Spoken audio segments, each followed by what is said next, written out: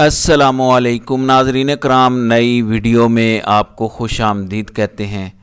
आज cipher case तो बढ़ गया है। बैरिस्टर सलमान सफदर ने जो दलाइल दिए हैं, जिसके बाद जजिस के जो रिमार्क्स आए,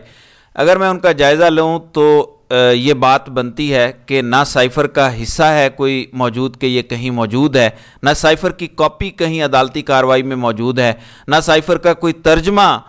जो डीकोड हुआ हो वो मौजूद है, ना इनका बुनियादी मतन मौजूद है, कुछ भी मौजूद नहीं है। तो अदालती कार्रवाई का निचोड़ ये है कि आज जजेस ये पूछते रह गए कि ये कोई सिविल केस नहीं है, ये क्रिमिनल केस है, इसमें मफरूज़ों पर भरोसा करके तो आगे नहीं बढ़ सकते। जो बात हो ठोस बात होगी, जो सबूत होगा ठोस सबूत होगा। साइफ़र एक बुनियादी तहरीर है, साइफ़र की बुनियाद पर इल्ज़ाम लगा है कि इसको तोड़ मरोड़ कर पेश किया गया, सियासी मकासद के लिए पेश किया गया, लेकिन क्योंकि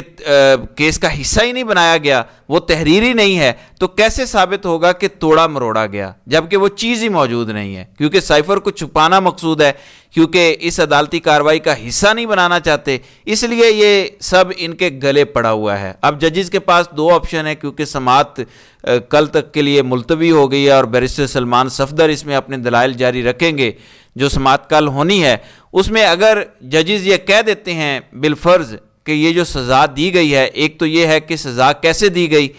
वो तो कलअदम हो जानी है, लेकिन केस को अगर मेरिट पर देखा जाता है कि क्या सज़ा बनती है कि नहीं बनती, और केस ऐसे ही चलता है मेरिट पर, और अगर सुप्रीम कोर्ट ये कहती है कि आप बनाएं साइफ़र को हिस्सा, अगर कहती है ये, तो कानूनी माहिर तो बेहतर बता सकते हैं, तो किसी सूरत ये हुकूमत उसके लिए तैयार नहीं हो सकती। जिस वक्त साइफ़र का हकीकी मतन अदालत की कार्रवाई का हिस्सा बनेगा, इन सब की टांगें कांपना शुरू हो जाएंगी। पता चल जाएगा कि जनरल बाजवा ने इस मुल्क से कितनी बड़ी गद्दारी की है, और पता चल जाएगा कि डोनाल्ड लू ने जनरल बाजवा को क्या मैसेज दिया था कि कैसे आपने हुकूमत गिरानी है अदम इत्माद के ज़रिए। इसलिए ये साइफ़र किसी अदालती कार्रवाई का हिस्सा नहीं बनेगा, और क्योंकि ये क्रिमिनल केस है, ये फौजदारी मुकदमा है, फौजदारी मुकदमे में बियॉन्ड एनी रीज़नेबल डाउट आपको साबित करना पड़ता है बतौर प्रोसिक्यूशन कि ये जुर्म हुआ है, वरना अगर 100% आप साबित ना कर सकें, बियॉन्ड रीज़नेबल डाउट ये साबित ना कर सकें, तो सज़ा नहीं होती, क्योंकि मुलजिम अदालत का फेवरेट चाइल्ड होता है, उसके खिलाफ आपको ठोस तरीन शवाहिद देना पड़ते हैं। अब साइफ़र बुनियादी तौर पर सबसे मेन चीज़ है इस मुकदमे की, वो मुकदमे का हिस्सा ही नहीं बनाया गया, और सिर्फ सेकेंडरी जो चीज़ें हैं, विटनेसेस, गवाहान वगैरह या कोई और सबूत, वो ला के रख दिए गए हैं, उनकी कोई वैल्यू नहीं है। आज़म खान की स्टेटमेंट की कोई वैल्यू नहीं है, बल्कि इस टाइम अगर डोनाल्ड लू आ जाए और वो इमरान खान के खिलाफ बयान दे दे, उसकी भी कोई वैल्यू नहीं है, जब तक वो दस्तावेज़ जिस पर इमरान खान को सज़ा दी गई है वो अदालती कार्रवाई का हिस्सा नहीं बनते। और उसमें सवालात से पता चलता है कि अदालत ये जानना चाहती है कि क्या ये जो असली साइफ़र है वो मौजूद है। इसका जवाब तो यही होगा कि वो तो फ़ॉरेन ऑफिस में मौजूद है। इसका मतलब है कि असली साइफ़र वहाँ पे मौजूद है, गुमा नहीं है। उसका जो तर्जमा करके एक समरी आई है, उसकी अगर फ़ोटो कॉपी किसी से गुम हो गई है तो उस पर आप किसी को 10 साल की सज़ा नहीं सुना सकते। ज़ाहिर है ये भी तय होना है कि साइफ़र की कस्टडी किसके पास थी, उसको संभाल के रखने की ज़िम्मेदारी किसकी थी, क्या ये प्रिंसिपल सेक्रेटरी की ज़िम्मेदारी थी, क्या ये वज़ीर आज़म की ज़िम्मेदारी थी, क्या ये मिलिट्री सेक्रेटरी की ज़िम्मेदारी थी, या किसकी ज़िम्मेदारी थी। ये भी ज़ाहिर है कि यहीं पे पता चल जाएगा, तय हो जाएगा, क्योंकि मुल्क का वज़ीर आज़म तो एक एक पेपर नहीं रख सकता कि उसने पढ़ के कहाँ पे रखने हैं। तो साइफ़र केस जो बनाया गया था उसमें पूरा निज़ाम नंगा हो चुका है, बनाने वाले बुरी तरह से नंगे हो चुके हैं, यहाँ तक कि जस्टिस आमिर फ़ारूक के पास भी कोई तरीका नहीं है कि वो इमरान खान को सज़ा दे सकें। अब दो ही सूरतें थीं, पहली ये कि आमिर फ़ारूक को जानते हुए मैंने ये कहा था कि ये केस रिमांड बैक कर दिया जाएगा, लेकिन इतना बड़ा मिस ट्रायल हुआ है, और बुनियादी ट्रायल अगर ठीक मान भी लिया जाए तो बुनियादी दस्तावेज ही उसका हिस्सा नहीं है, तो ये तो केस पूरे का पूरा ख़त्म हो जाता है। जो पूरा केस बनाया गया है, जो FIR लिखी गई है, जो सब कुछ है, उसमें साइफ़र सिरे से मौजूद ही नहीं है, और जब साइफ़र ही नहीं है तो इसमें इमरान खान और शाह महमूद कुरैशी को बाइज़्ज़त बरी होना चाहिए। शाह महमूद कुरैशी बाकी तमाम केसेस में बरी हैं, इमरान खान तो फौरी तौर पर बाहर नहीं आएंगे, लेकिन जैसे ही इस केस में یہ دونوں بری ہوتے ہیں تو شاہ محمود قریشی فوراً رہا ہو جائیں گے، اور وہ کسی اور کیس میں ابھی تک مطلوب نہیں ہیں، سب میں ان کی ضمانت ہے۔ تو اس سے بھی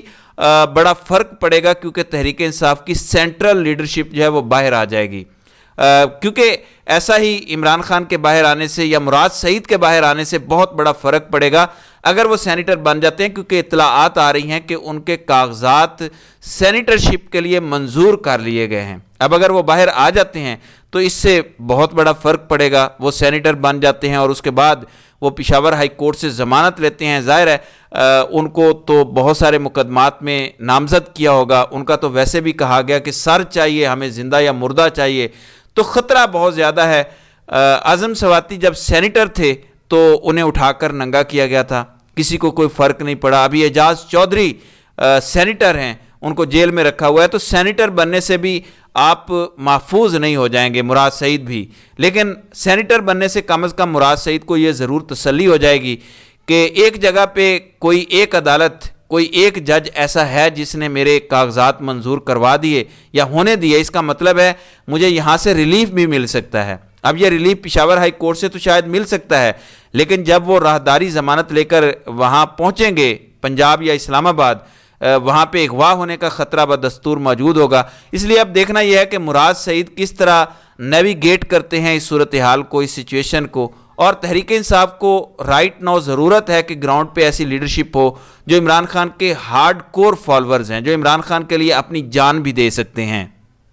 دوسری جانب ڈسٹرکٹ اینڈ سیشن کورٹ نے بانی P T I Imran Khan کے پروڈکشن آرڈر جاری کیے ہیں۔ اسلام آباد کے ڈسٹرکٹ اینڈ سیشن جج طاہر عباس سپرا نے عمران خان کے پروڈکشن آرڈر جاری کرتے ہوئے سپرنٹینڈنٹ اڈیالہ جیل کو انہیں 4 اپریل کو پیش کرنے کا حکم دیا ہے۔ آپ کو واضح رہے کہ چند روز قبل اسلام آباد کی ڈسٹرکٹ اینڈ سیشن کورٹ کے جوڈیشل مجسٹریٹ مرید عباس نے پارلیمنٹ حملہ کیس میں عمران خان اور شاہ محمود قریشی کے پروڈکشن آرڈر کی درخواست منظور کی تھی، تو عدالت نے دونوں ملزمان کو عدالت میں پیش کرنے کا حکم دیا تھا۔ اب ایپلیٹ ٹریبیونل میں جو سماعت ہوئی ہے اس کی سماعت جج شکیل احمد نے کی اور اس نے مراد سعید کی اپیل کی سماعت کی، تو ٹریبیونل نے مراد سعید کی اپیل منظور کی تھی۔ اس کے علاوہ ایپلیٹ ٹریبیونل نے پی ٹی آئی رہنما اعظم سواتی کے سینٹ کی جنرل نشست پہ الیکشن لڑنے کے بھی کاغذات منظور کیے ہیں۔ ٹریبیونل نے دلاور خان، روبینہ خالد، فدا محمد اور اظہر مشوانی کی کاغذات نامزدگی منظوری کے خلاف بھی اپیلیں جو ہیں وہ خارج کر دی ہیں۔ تو اس وقت